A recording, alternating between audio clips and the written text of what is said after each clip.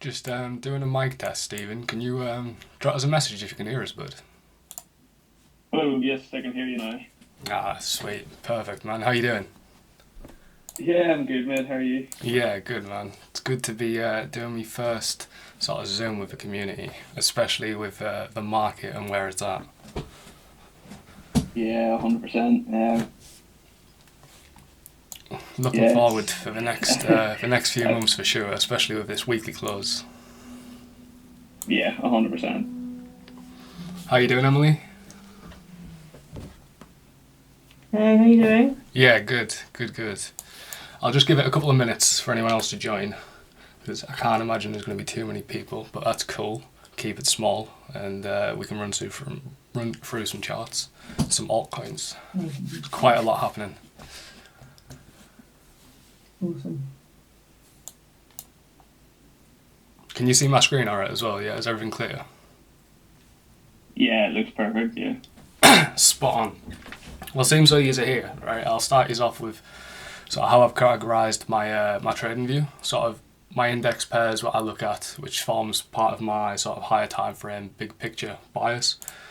So it forms total 2, total 3, which is basically altcoins. Others, which is low cap altcoins, excluding the top 10.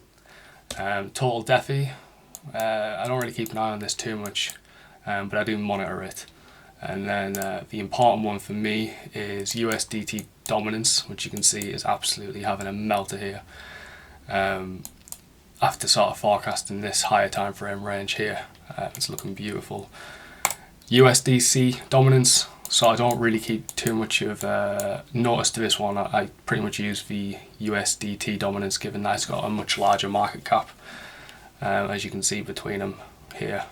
And then pretty much looking at the dominance pairs.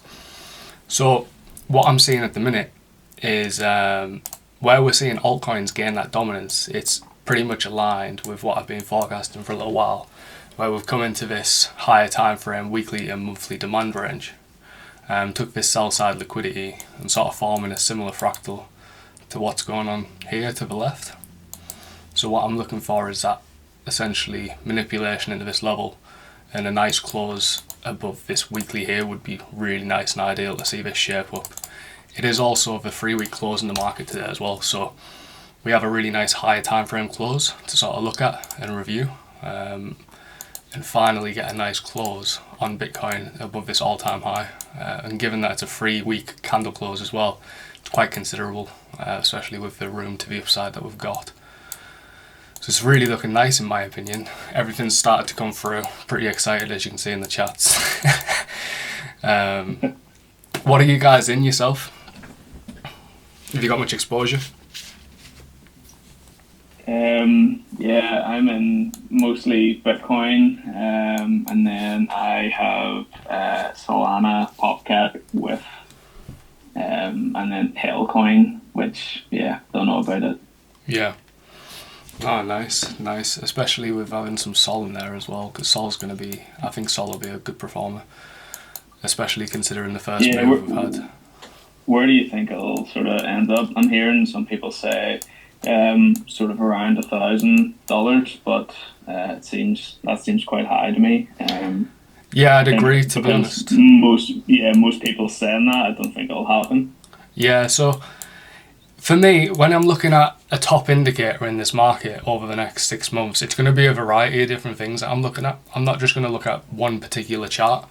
It's going to be sort of the variety of correlations that I use to typically forecast these reversals. But obviously having an understanding of the chart as well. I personally, my first target on Sol is I'm sort of looking for a draw on 500. That to me is sort of like the obvious psychological level to start with.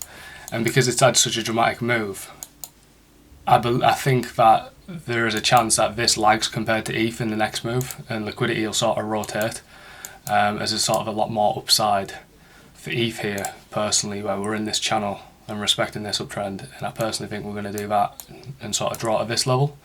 But we've still got sort of a higher time frame resistance here, and you can use that to sort of project a level up here. And it wouldn't seem unreasonable to me to see this target that region and then potentially as an overextended target hit these areas before seeing that breakdown. And that's sort of where I'm seeing ETH. But like I said, when Sol hits that all-time high, you've really got quite a... Shit. Let's go back there. You've really got like not a lot of space before we hit that all-time high. So it's kind of in that no man's land already with no price action to the left. So it's one to monitor really from the daily perspective and what you're seeing in terms of daily price action. And you can see we've sort of broke out this accumulation range similar to what I was forecasting here, where as you see in a lot of different altcoins, we formed that liquidation in August. We bottomed out, formed essentially a Wyckoff Model 1 range where we manipulated the lows. We didn't take it again like you typically see with the model, with one of the other models, where it takes the spring event, and then we just broke out and continued higher. So what I would be monitoring for is that daily level, but I'd also be taking very much attention to USDT dominance, because for me, when the market's in all-time highs for everything, there's going to be no real indication of where they're going to reverse. You might look at negative fib levels and fib projections, which is what I'll be doing as well as a confluence, but your stablecoin dominance pairs are going to be the only two pairs in the market where you've still got price action as a reference point to the left to understand reversals. Now this is the pair that I use to understand full reversals in the market. It's essentially the money flow for me, where essentially as this pair trends to the upside, it means that money is leaving the market and going risk off as stablecoin dominance increases in the market, therefore stablecoin market caps increase. And when this vice versa, when this breaks down and goes to the downside, money is leaving stablecoins and returning back to risk on, and risk on back in the market, and stablecoins get liquidated into essentially risk on assets like Bitcoin, your altcoins and everything. So my main targets for this is I'm looking for this being the first draw on liquidity, this level at 3.75. Now this is where I'd like to get a much better understanding of where things are in their trend once we hit this, because as you can imagine there's shitloads of liquidity under this and here as well, and then we also come back into a monthly demand range just below that with a high time frame fair value gap. So for me this is looking like an area that I'm going to be monitoring on the daily, on the 4 hour when we come into this, for that reversal out of it, because I think that the likelihood of seeing a substantial pullback in the market is going to be high when we get to this area. So this is where I want to be looking at taking profits alongside pretty much everything else in all-time highs, and monitoring on that daily to get an understanding of where we're going to break down first from a daily down to the 2-day, then the 3-day. So it's like a domino effect as such. Once one time frame goes, it starts to get a build up of the higher time frame that precedes it. If that makes sense. Yeah, no, it does. So do you expect that to sort of, once you see a reversal from that demand, would you say that's sort of the end of the bull market essentially?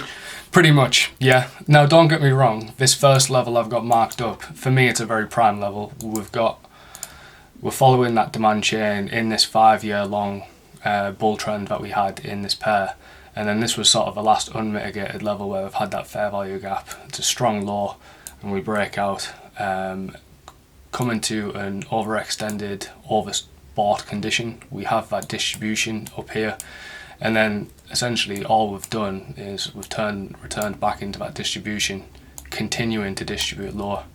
And what I'm expecting is to return back to that key level here, and it could come low, to be honest. It could come to this, the extreme, where it's sort of met with, again, another 3-point touch trend line that could align to see it price come into this deeper discount.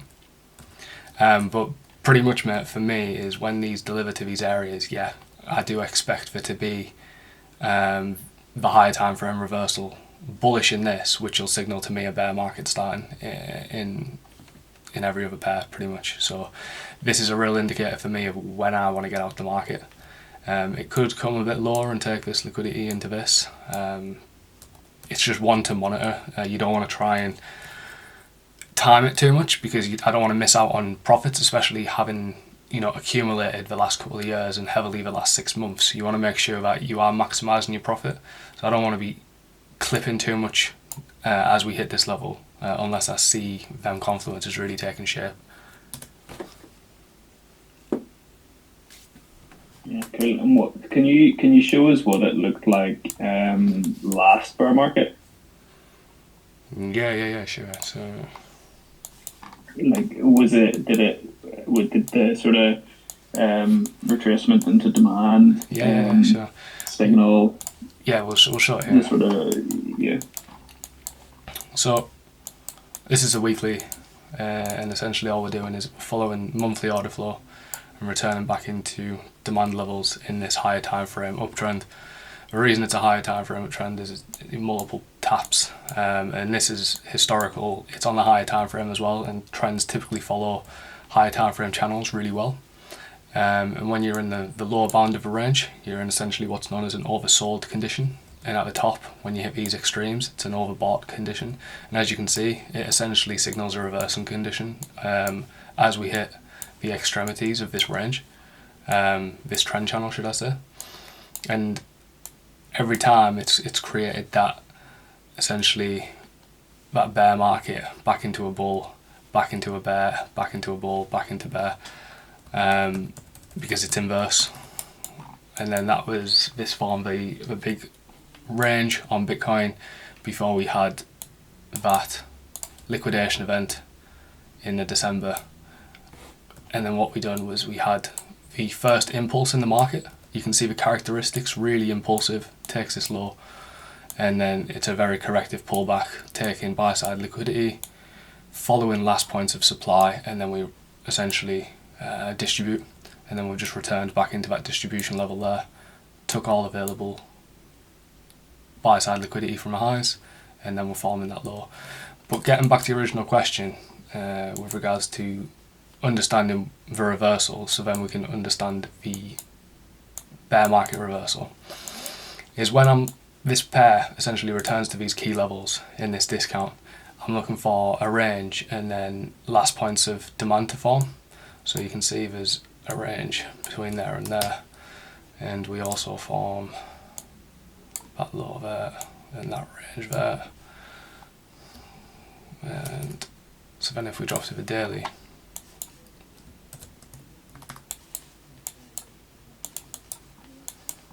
so understanding that this range here is the monthly demand range, we're expecting that we could be forming a reversal from this level. We're in a deep discount. It's in the oversold region of the higher time frame trend channel. So we tap in, create a low, create a high, and then essentially we have the liquidation event on the range. The manipulation, as I like to sort of show it, it's a little bit of a simplified version. And you can see essentially once we've tapped into that high time frame demand, volume exponentially increases in this area. We have the distribution here, volume is low, but as we come and take this preliminary support and we have that automatic reaction to the upside, volume increases all throughout this range, and we've moved from essentially a downtrend characteristic to a range bound characteristic. And this is over a series of so that's January 2021, and that's May, so that's 5 months worth of range. So it gives you plenty of time and understanding, at least in this case it did, to understand, okay, there's a macro reversal forming. You can see after we had that sweep of liquidity on the range, we had that impulse, and what do? We're starting that choppy characteristic again of impulsive price action into a corrective. We also had the 1 day bullish market shift here.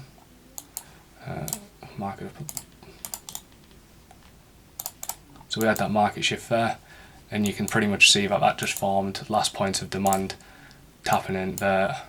It took liquidity there, internal, and then again just started forming them last points of demand, and that signaled the May 2021 bearish reversal in Bitcoin, before it played out pretty much.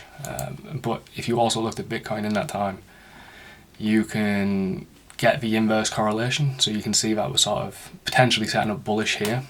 But then if we go to Bitcoin for that same period, it gives you the inverse, and it sort of gives you the perspective of the breakdown. May 2021. So, you know, as you can imagine, Bitcoin, that's the low, that's the high, pretty extended there. We come into this fair value gap and take that liquidity. And then we put in a high that's only marginally higher. And we put in this low. So then you've got your low and your high there. There's your range.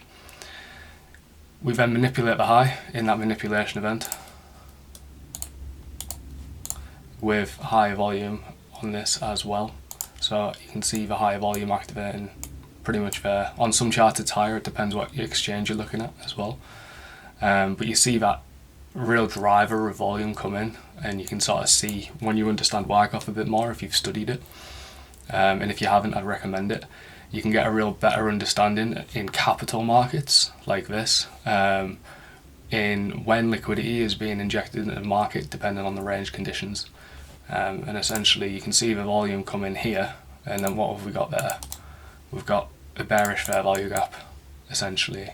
We had a breakdown as well within the range, and that characteristic yet again is we've gone from a bullish impulsive characteristic to essentially took that low bearish, and then we corrective back into impulsive, and this is essentially the inverse of USDT dominance,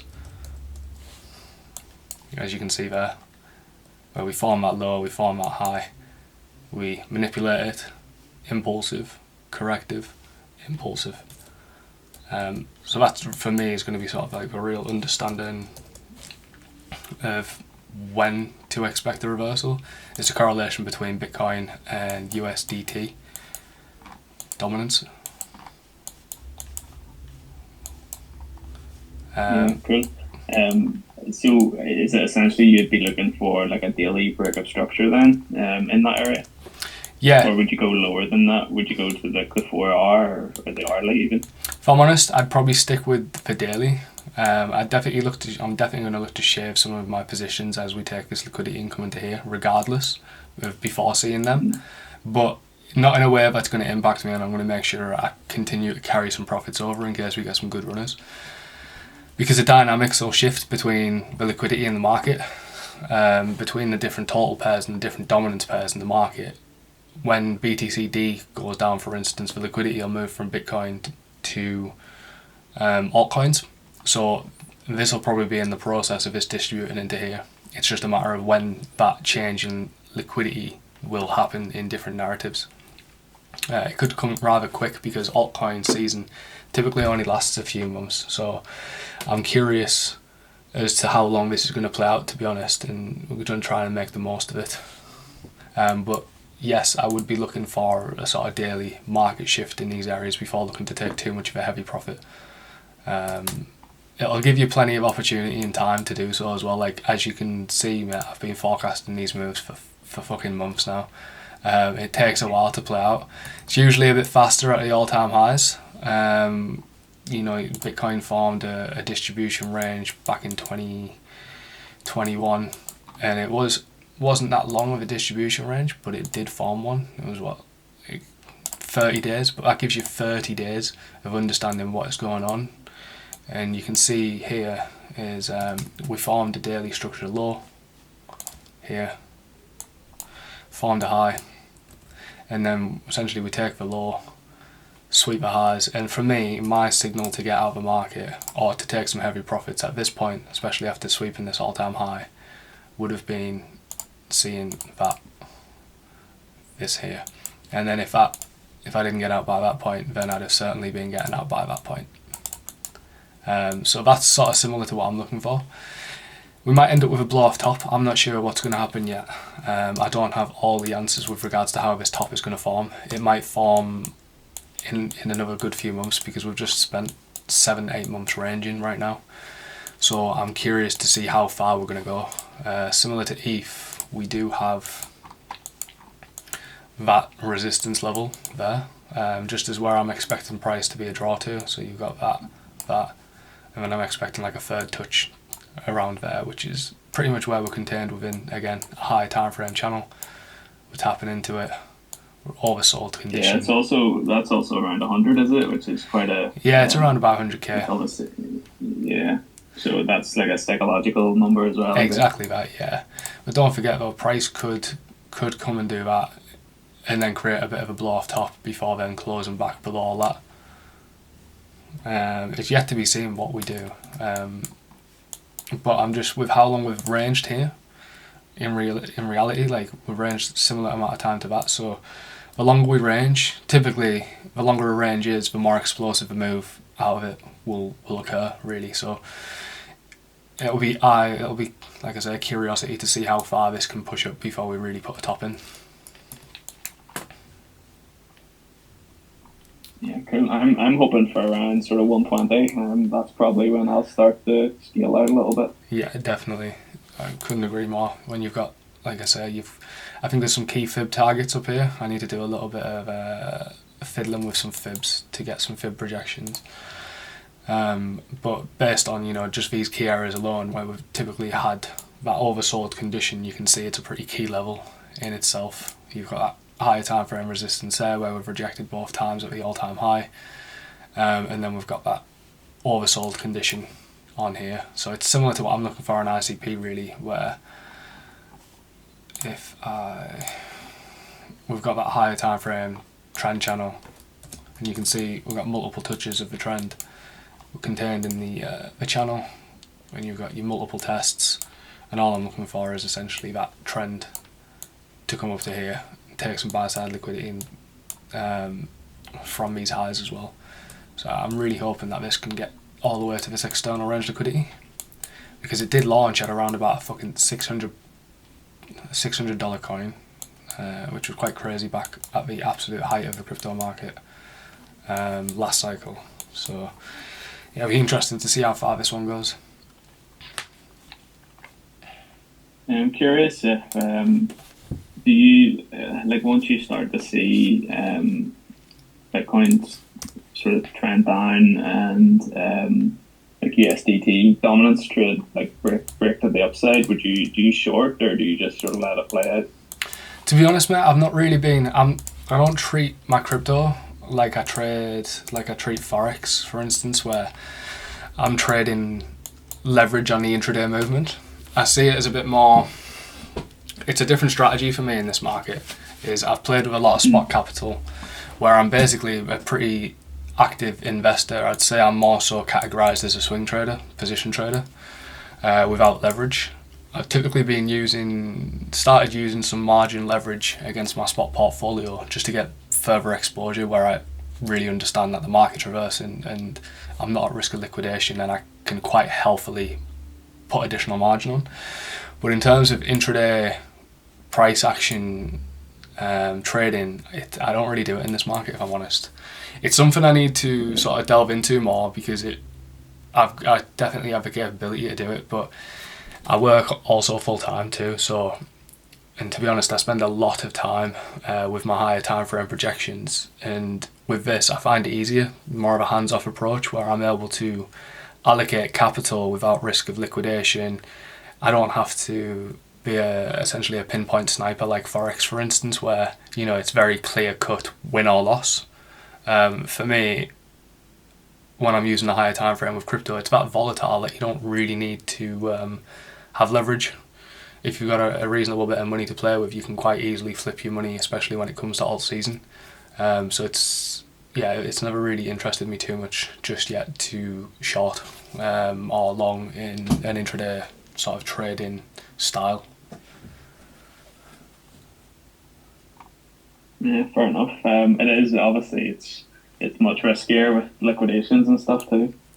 Yeah, it just means you've got to be like pinpoint accurate. To be honest, I haven't traded the 4 hour too much. It is pretty clean, and to be honest, with the way I do my forecasts, you could probably trade off my forecasts and just the higher time frame understanding of it. And I mean, it's quite a clear, easy 4 hour shift there, where you could have potentially went long from this anywhere in this. Yeah, 100%. it's just, yeah, it's not something that I've really bothered too much with, and that might change in the future because there's definitely potential there. You know, I mean, look how easy that is. You know, you've got a daily level where we're having the breaking out of that trend. It was one of the levels I gave for that reversal, and 4-hour signal right there, and you could correlate that with USDT dominance as well, and it'll probably give you the same outcome from there. Do you trade yourself? Yeah, try and do a little bit in forex, not in crypto, but yeah, I'm seeing a lot of guys do well. With it, which I did try last cycle, and I got liquidated. It wasn't a crazy amount of money or anything, but yeah, it's not a nice feeling when you get the text message. yeah, I can imagine. But yeah, that's pretty much USDT dominance give the same signal really. It comes to that daily demand. I didn't like how it left these equal highs, to be honest. I was looking for this. It's still a valid level as well, which is why it's left on the chart. But essentially we did have that breakdown, so you could have traded that with the inverse relationship to Bitcoin, and it would have sort of verified. For me, it sort of verifies what I'm seeing on the chart. It's like if I can see this in a short, then I can understand that Bitcoin's at a long. That for me, it sort of validates the trading idea, and it always has done for the years that I've traded these pairs against each other really. Yeah, it's the same as Dixie and Euro and DXY. Yeah. Pretty much, yeah. It's the same principle, and you do get divergences as well. I don't really look into it too much, but a lot of my understanding comes from understanding range-bound price action and Wyckoff volume analysis. I started studying that back in May 2021 after the meltdown I experienced. I was in the market as well, and didn't have the knowledge I do now, and I was moving house at the time and seeing my balance smash 50% and wiped within 24 hours. It was quite gut wrenching, to be honest. So from that point I started to learn ranges, and it's really enhanced my understanding of what the market is doing. As you can see, pretty much been forecasting this bearish range from this breakdown here. So it's been ideal really. Sort of like having that oversight of and having that belief of, alright, I'm going to allocate X amount of money because I have a full belief in this reversing, and this essentially is the money flow in the market. So if I can understand this, I can understand the full market reversal and what it's about to do really. I see you have the pound against Bitcoin in your watch list there. Do you mark that up at all, or is that just for? Yeah, so you can see the chart's a little bit outdated with my grey boxes. I do red supplies now, but I just keep an eye on it really, just to see how the price action on this pair is developing, and to see if I can correlate it in the same way. Pretty much exactly the same as what I was seeing on the dollar, where a little bit different though. On the daily, we had this wick here, and for me that was a massive draw on liquidity, and essentially we took that liquidity, took this rest in liquidity, tapped into the higher time frame monthly demand in the prior accumulation range. Similar, we took the highs in this one, and then we took the lows, had that push up impulse, corrective impulse, and that formed part of your weekly structure from there. So since then we've just been in an accumulation range, a reaccumulation range, as I would say. You could call it multiple things. You could call it a bull flag. You've got trend line resistance. You could call it a descending wedge from there. There's a whole different type of analysis that you can call it really, but it all looks very similar. It had that same effect where we had that liquidation in August, high volume. To me, that's a massive indicator that this trend has been stopped by, as you can imagine, a massive amount of liquidity that's been injected into the market here, stopping that preceding trend as we've come into key levels. And then again you see that impulse. What do? We sweep sort of the bodies and into the wick, and you wouldn't understand that that's the sweep potentially until you probably see that, and then you go, alright, that impulsive move there, and then you can see the complete change. You can see it's impulsive, corrective, impulsive. And that just aligned with my USDT dominance and BTC USD as well. Yeah, cool.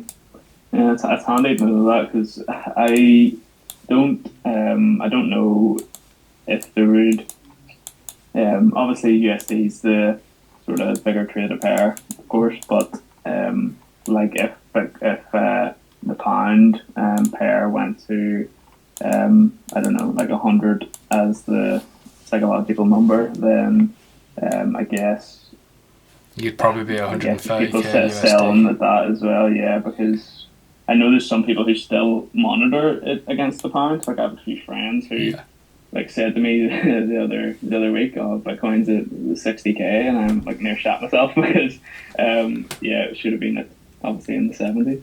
Yeah, definitely. The psychological levels on GBP would be about 100k for me, to be honest, which would align with 130k USD top, which isn't out the question, if I'm honest. My range for Bitcoin is really between like 90 to 120, 130k. It really depends how things play out. I'm more so being, instead of having my expectations and holding a bias of what I think it's going to be, for me, I'm very much going to study the correlations that I've been using to go, alright, these things are hitting a number of different confluences right now, suggesting to me I need to risk off, instead of just going, I'm going to wait till Bitcoin hits this number. Because if you do that and you kind of stick with that, instead of going with the data that's in front of you, you're going to end up potentially selling too early or selling too late, or holding your bags, marrying your bags because you're waiting for that certain price level.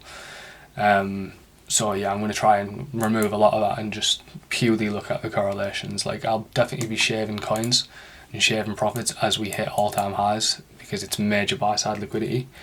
And at that point, like for here, I got in at about 1160 for my own position. So I'm up about 130% on this move already. But my first major TP for Dodge, I truly believe it'll hit the all-time high. So for me, I'm going to hold out until the all-time high. There is this, and we could create a correction to go higher from there. But I also don't want to be selling too prematurely. Like I say, I've waited many months and positioned myself over many months for this.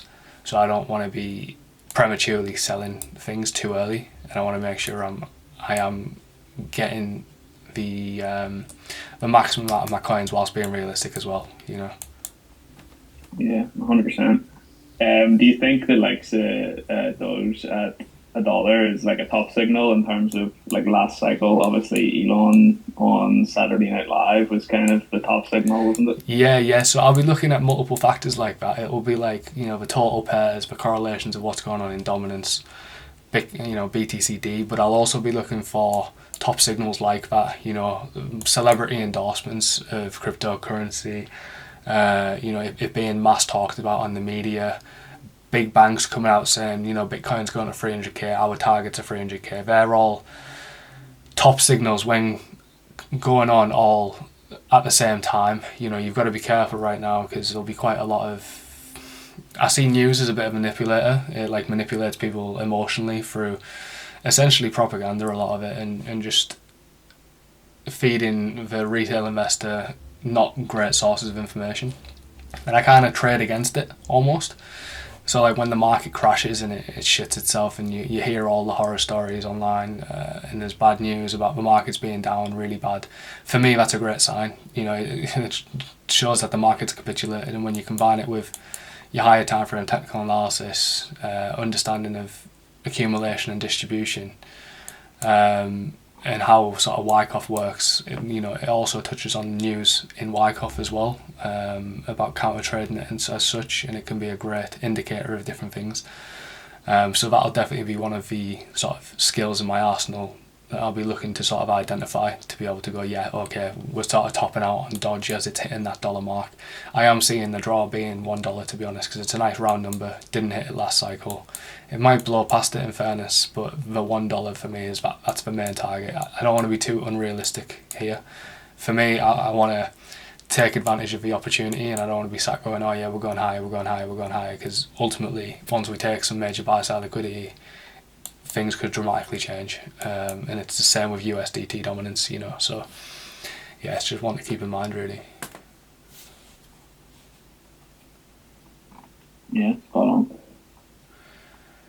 But I'm very happy to see the market sort of reverse like it did. I truly did think that we were going to see a little bit of manipulation from the US election, and I was definitely seeing all these equal lows on Dodge as a really nice buying opportunity, because I did buy, I bought down here, and then I bought here. I had like an average of 5, so I was hoping if I could grab some buys there, that would be really ideal, but it's absolutely swerved it. It's just took internal liquidity and then continued higher, so we'll see. What we're seeing right now is we're seeing a lot of bullish price action closing above previous highs, and because we've got that weekly close tonight, like that is a beautiful close on ADA, and I was forecasting this on the 16th of last month, as it was down here, with my squiggle going like this, because truly that's what I believe. If you look at the previous, we had the same series of events. We have the manipulation, we have the range formed, and the expansion followed, and all we've done is we've done the exact same, but we've returned to that key level where the breakout essentially originated from, and then just formed that range and liquidation event. And as you can see, this is just consolidation and a discount before the essentially push up, retest, and go higher. So for ADA, my targets are this high and this high. Again, I'll monitor to see how high it goes. I don't think everything's going to take all-time highs, so I don't want to forecast all-time highs across the entire thing just yet. I'd rather monitor to see what's going on in the market, because there's going to be some legacy altcoins that just don't take all-time highs, and that's my concern with altcoin. Like I bought quite high up last cycle, with Pale, and I'm still buying holding, so not sure how that's going to go. You'll just have to see, but when we're returning to these key levels, don't ignore it. Like, don't just see this as liquidity to take, because chances are it could leave equal highs on things and come into supply. It all depends on the volume as well for me. It's like volume is a massive part of my analysis alongside Wyckoff. So when we see that volume sort of come into the market, and you see the sort of deviations of a range in that respect higher, you want to be very cautious of what's going on here, because on the higher time frame you see the range form, it has the deviation, and then it trades away from the deviation, and it's the same on every pair really, but because it's on the higher time frame, you're typically able to spot it fairly, and it gives you a fair amount of time. You've just got to have that understanding. Like I said, no doubt if you put a little bit of time into Wyckoff, you buy that book that I recommend, you'll sort of see the market, especially the capital markets, in a completely different way. Like, I don't use Wyckoff in forex trading. I only really use it in this market and stocks, and it gives you a much deeper perspective. But on that note, mate, there's like a minute left in the call, so it's likely going to end any minute, and it's been absolutely great to talk shit and answer plenty of your questions. I think I'll definitely do some more calls. 100%. I appreciate you doing it. It's been helpful. I've written down on my book here, like, chart up USDT, like 10 exclamation marks. If you've got any questions at all, any of you, just drop us a message anytime. I'm happy to help you out. Like, it's no worries. Honestly, I'd prefer you to learn from me, so then you can sort of do it yourself as well, because that's realistically the satisfying part and thing about it, really. 100%. But well, hopefully we have a good few months ahead of us, really. I'll definitely keep you all updated, and we'll do some more of these calls.